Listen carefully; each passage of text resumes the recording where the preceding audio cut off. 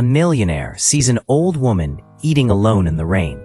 Not in a storm shelter or doorway, but right on the edge of a busy Manhattan sidewalk.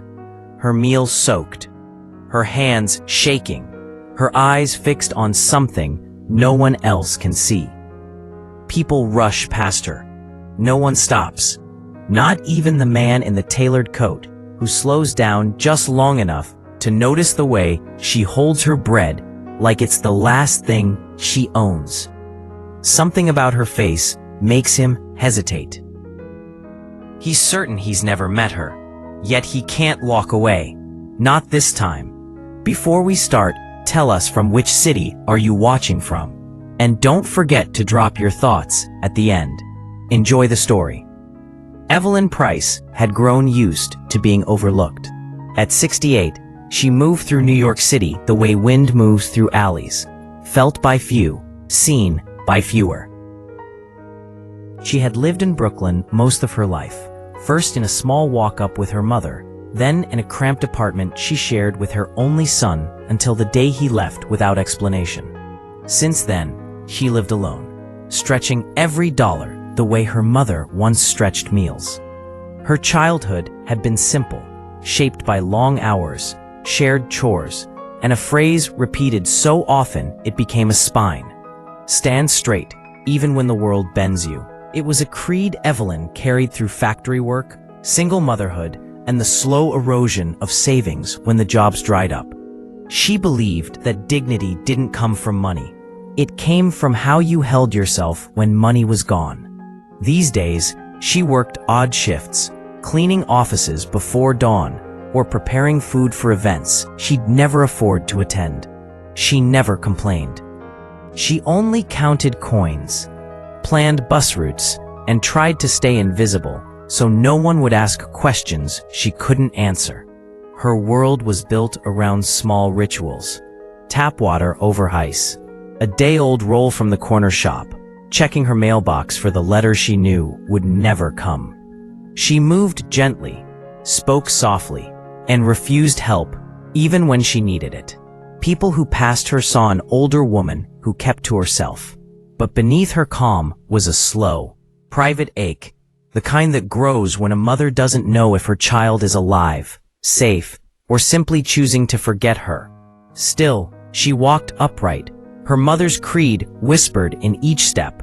Stand straight, Evelyn. Even now, 2 weeks before the night in the rain, Evelyn found a fragile sliver of hope, taped to a community board in a laundromat. Part-time catering help needed, evening shifts, no experience required. It wasn't glamorous, but it was stable. 2 nights a week, maybe 3 if someone called out. Enough to cover her rent increase if she stretched her groceries and skipped the subway for the bus.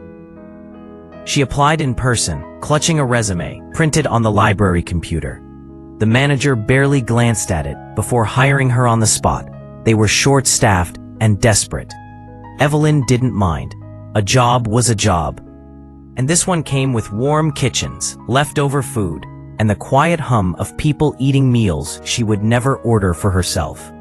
For the first time in months, she allowed herself to imagine breathing room. An extra $6.25 that wouldn't have to go toward bus fare. Maybe a new pair of secondhand shoes. Maybe even a phone plan that worked more than half the time. But if this job slipped away, even for reasons beyond her control, the consequences were immediate. Rent would swallow everything. Bills would pile again. And Evelyn, who fought so hard to stand straight, knew she was one lost paycheck from falling. The break came on a Thursday night, the kind of evening when the city felt too heavy for its own lights. Evelyn had been assigned to serve at a high-profile tech gala in Midtown. Glass walls, white tablecloths, guests wrapped in money and polished confidence. She kept her head down, hands steady, apron clean. Her goal was simple: finish the shift, collect her pay, keep the job. Near the end of the event, trays of untouched pastries sat on a silver display, perfect, glossy, and destined for the trash once the guests cleared out. Evelyn hesitated. Not to steal, only to ask whether she could take one home, a treat for later, a small comfort. But before she could speak, a voice sliced through the room. "Hey, what do you think you're doing?" It was her supervisor, Martin Hale, a man who hid insecurity behind volume. He strode toward her, eyes narrowed, already deciding she was guilty. Guests near the exit paused to watch. Some sipped champagne, amused. Others looked away, unwilling to get involved. I wasn't taking anything," Evelyn said, quietly. "I was just clearing the table." Martin scoffed, loud enough to echo. "Sure, because workers like you never pocket anything, right?" Heat climbed her neck. Workers like you. She felt dozens of eyes on her. Eyes that didn't know her name or her story, but were quick to believe the worst. Martin lifted a pastry from the tray and waved it in front of her like evidence. "You plan to walk out with this. Don't lie." The lie landed with a thud. Evelyn's throat tightened. "I didn't take anything." "You're done here," Martin declared. "Turn in your apron and leave. We run a clean operation." A ripple of whispers spread. A woman in a sequin dress murmured, "Unbelievable." A man in a tailored suit shook his head as if she'd committed a crime. Evelyn wanted to defend herself, to say she'd never stolen a thing in her life, but humiliation pressed down so hard she could barely breathe. Security escorted her out through a side door, into cold rain that plastered her hair and soaked her clothes within seconds. The job she'd counted on, the thin thread holding her together, snapped clean in the dark. She walked toward the bus stop, the city blurring around her, clutching nothing but her empty hands. Julian Mercer hadn't planned to stay long at the gala. Events like these were a chore, flashy, loud, full of people who wanted something from him. As the 34-year-old founder of a booming tech firm, he was accustomed to being the youngest millionaire in every room and the loneliest at every table. His assistant insisted he make an appearance, shake hands, pose for photos. He did, but his mind drifted the entire night. An older woman, standing rigid, holding her apron against her chest like armor. She looked frightened and dignified at the same time, like someone trying desperately not to break in front of strangers. Julian recognized the supervisor, Martin Hale. He'd dealt with him before. Abrasive, ego-driven, quick to shift blame onto anyone beneath him. Still, Julian stayed back, observing. He didn't know the woman, had no reason to intervene, but something about her posture pulled him in. Martin's voice carried across the room. "Workers like you should be grateful to be here." Julian stopped breathing for a moment. The phrase hit him harder than he expected. It reminded him of arguments from his childhood. Nights when adults spoke around him, not to him. Words used to belittle people who worked hard but never had enough to show for it. People like his mother. People he hadn't thought about in years because thinking hurt too much. He watched the woman, Evelyn, try to explain herself, her voice lost in the noise. He watched guests judge her instantly, choosing spectacle over truth. And he watched her get pushed out into the rain, without a coat, without her dignity, without anyone defending her. Something twisted in him. Guilt, anger, recognition, he couldn't name it. He lingered near the glass entrance doors. Through the reflection, he saw her step into the storm, try to shield a paper bag from the downpour, and settle under the flickering light of a bus shelter. Rain soaked her hair. She sat alone, lifting a piece of soggy bread with careful hands, eating slowly, quietly. Julian felt a pull he couldn't explain, stronger than pity, deeper than curiosity. He knew he shouldn't follow her, but his feet moved anyway. Julian stepped out into the rain, coat collar rising against the wind. The sidewalk glistened under the streetlights, puddles rippling as taxis rushed by. He spotted Evelyn still sitting at the bus shelter, her back straight, despite the weather, her meal reduced to crumbs in a damp paper napkin. There was something undeniably proud about the way she held herself, quiet, steady, as if refusing to shrink even now. He approached cautiously, not wanting to startle her. People walking by glanced at them, an affluent man nearing an older woman who clearly had little. It created an uneasy curiosity, a small crowd of eyes without intention. "Ma'am," Julian said, Are you okay?" Evelyn didn't look up at first. "I'm fine," she murmured, brushing rain from her skirt. "Just waiting for the bus." Julian hesitated, then extended a crisp $10 bill. "Here, please get something warm to eat." Her reaction was immediate and sharp. She lifted her head, eyes steady. "I didn't ask you for anything." A couple near the curb slowed to watch. A suited man whispered something to his partner. Another judgment, another assumption. Julian felt heat crawl up his neck. Evelyn wasn't accepting his help. She was refusing the entire dynamic he unconsciously carried with him. "I didn't mean to offend you," Julian said, keeping his voice low. "I just saw what happened inside. That's none of your business." Her tone wasn't cruel, just firm, like someone who'd been dismissed enough times to know the value of boundaries. Rain dripped from her hairline, down her jaw, but she didn't wipe it away. Julian tried again, this time without holding money between them. "You shouldn't have been treated like that. It wasn't right." Evelyn's jaw tightened. "If you really thought that," she said, "you would have spoken up while it happened." The words cut deeper than she knew. People around them paused, intrigued, uncomfortable, waiting to see what the wealthy man would do next. Julian swallowed, feeling exposed.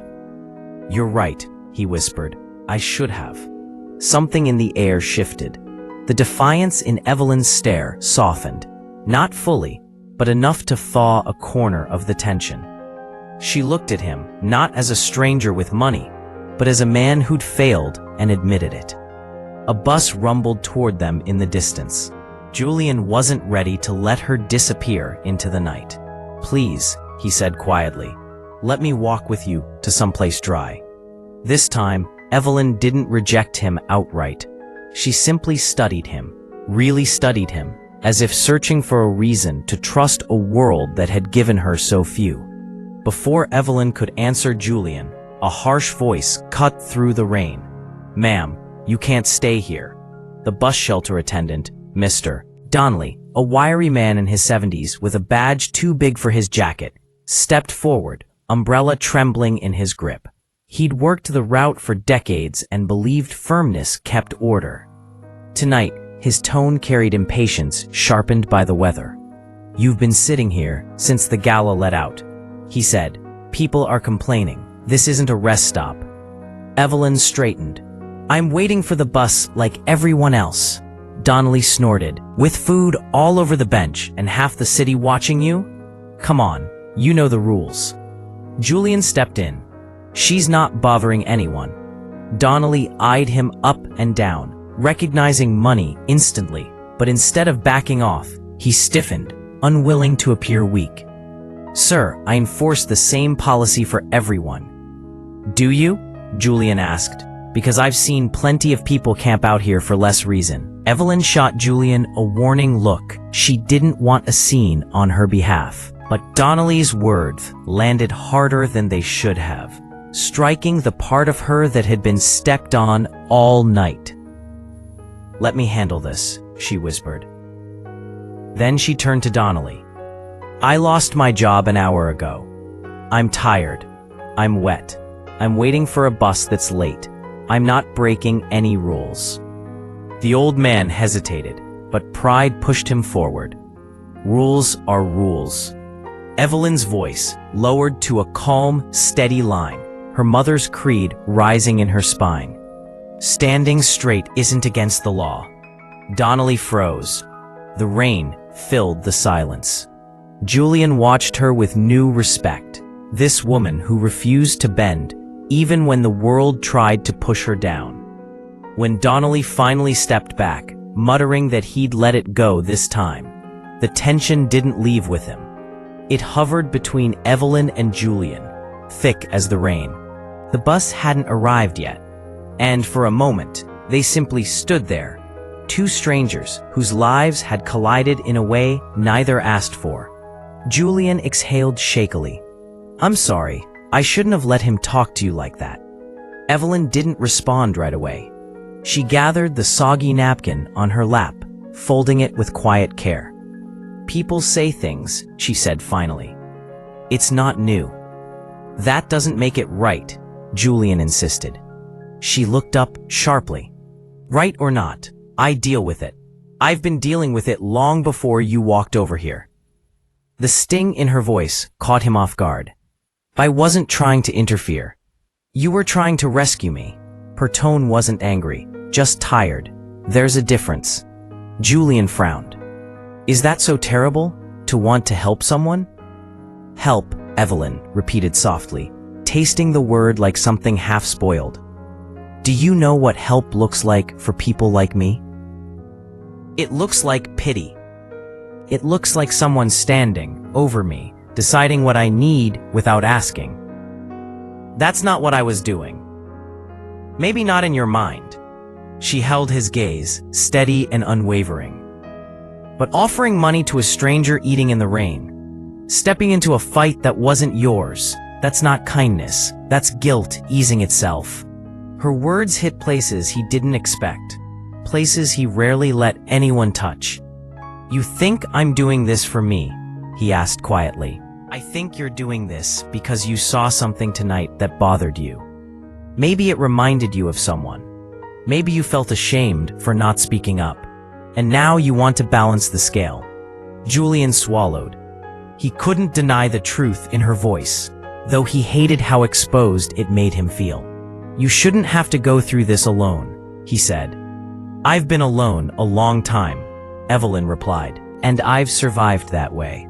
So she shook her head, cutting him off. "Don't turn this into a charity project. I'd rather stand in the rain with my pride than sit in someone else's warmth, feeling small." A bus rolled past without stopping, splashing water onto the curb. They both stepped back, droplets speckling their clothes.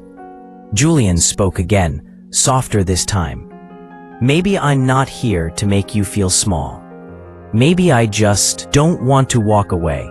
Evelyn studied him, the tension in his shoulders, the uncertainty in his voice, the strange pull in his eyes.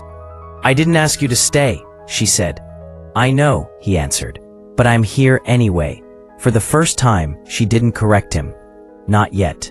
The rain eased, but neither of them moved, caught in the uneasy space between pride and intention, between hurt and something still unnamed. The next morning, Evelyn expected the night to fade like all hard nights did, quietly, without consequence. But life rarely followed the script she wrote in her head. Her phone buzzed for the first time in days. A number she didn't recognize. She almost ignored it, but something nudged her thumb forward. "Miss Price?" a woman's voice asked. "This is the Workers' Rights Assistance Office.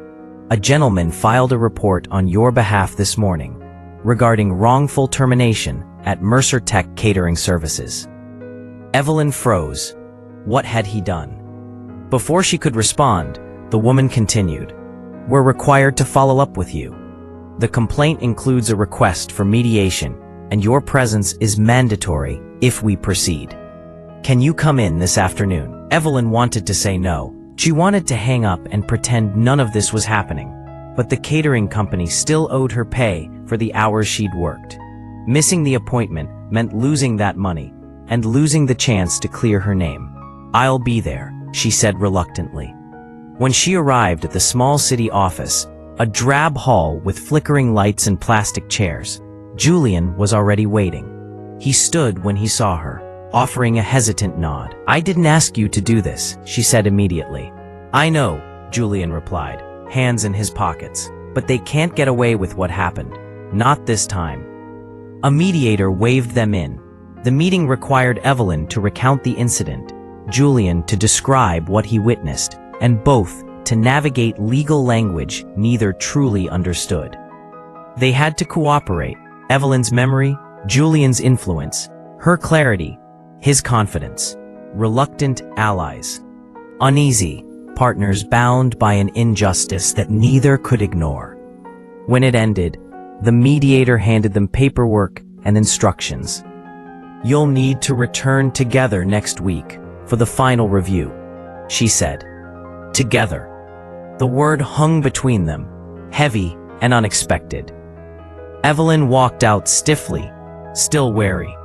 Julian followed quietly, aware that he had stepped into her life deeper than she ever intended.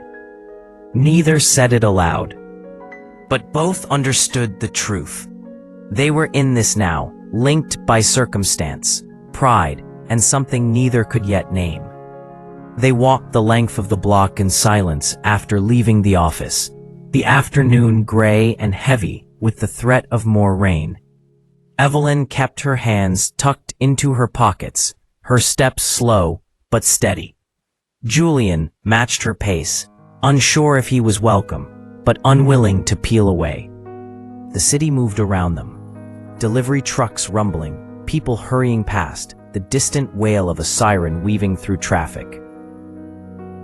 Finally, Evelyn stopped beside a small public plaza where metal tables sat empty.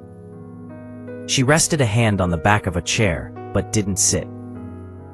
"Why did you really file that report?" she asked, without looking at him.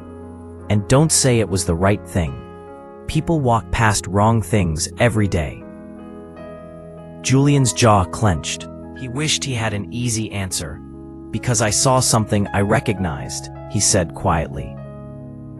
Evelyn turned, puzzled. "Recognized? And you felt guilty," she said. He didn't deny it. Guilt, anger, all mixed together. "You can't fix your past through me, Julian. I'm not trying to." He rubbed the back of his neck. "I just didn't want you to think you were alone in that room." For a moment, she didn't answer. She pulled out a worn coin purse, counting the few dollars she had left before slipping it quietly away. The gesture was small, familiar, yet something about it made Julian's chest tighten. "You know," Evelyn said, "people assume I'm weak because I'm old, or quiet, or poor, but what they don't understand is that poverty is a trap. Not just the kind that empties your pockets, the kind that makes you shrink yourself, so others don't see how hard you're struggling." She looked at him. "You don't have to live that way." Julian's expression darkened. "You think wealth doesn't trap you?" Evelyn raised an eyebrow. "My company needs me 24/7. Investors expect everything. I don't trust half the people around me. And the last time I tried to take a vacation, 3 board members questioned if I was losing focus." He shook his head. "Wealth doesn't free you. It cages you differently." Evelyn considered this. It was the first time she truly looked at him, not as a benefactor or intruder, but as a man carrying his own quiet burdens. "So we're both stuck," she said softly. Julian exhaled. In different corners of the same room, the realization settled over them, unexpected, grounding, strangely connecting. Not sympathy, not pity, something more balanced, recognition. Behind them, thunder rumbled again.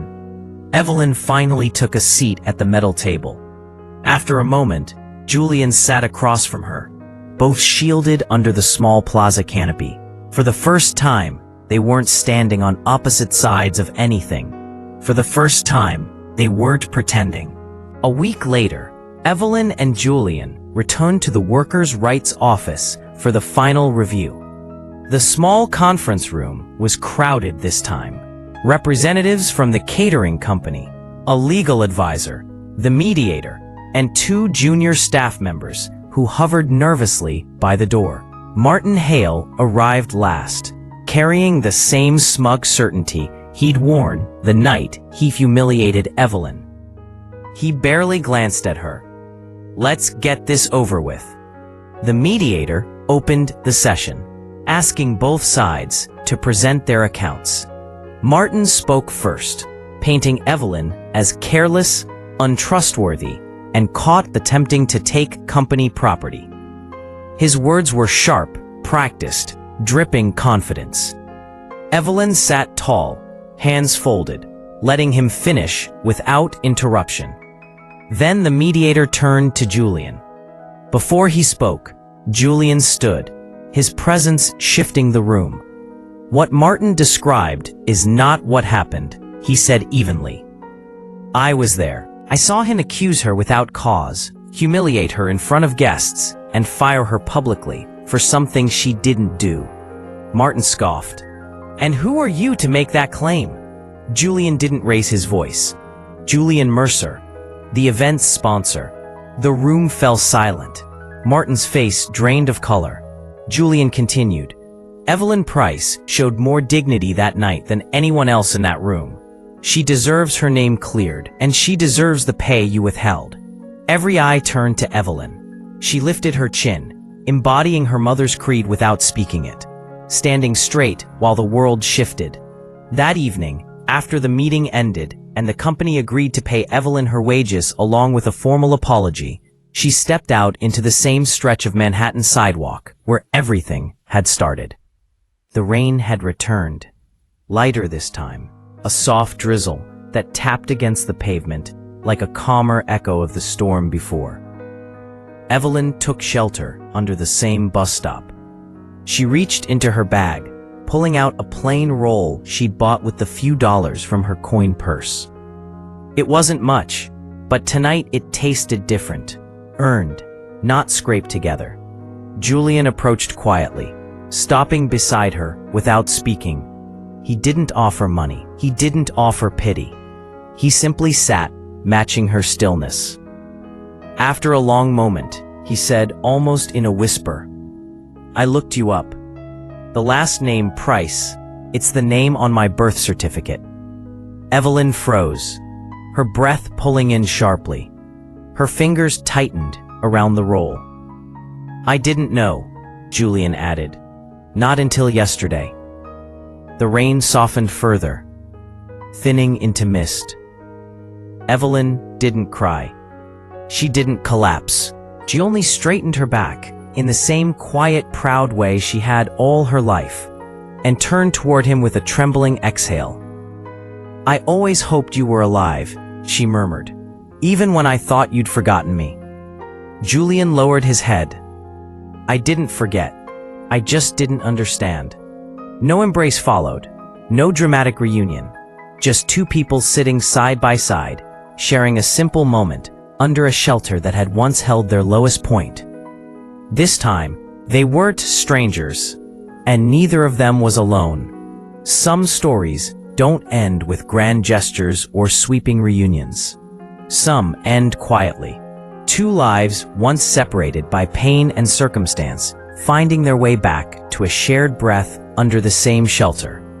Evelyn and Julian didn't fix everything that night, but they began something honest, something steady, something human, and sometimes that's more powerful than any dramatic ending. If this story stirred something in you, if it made you think about kindness, dignity, or second chances, consider liking, commenting, and subscribing. Your support helps bring more stories like this to life.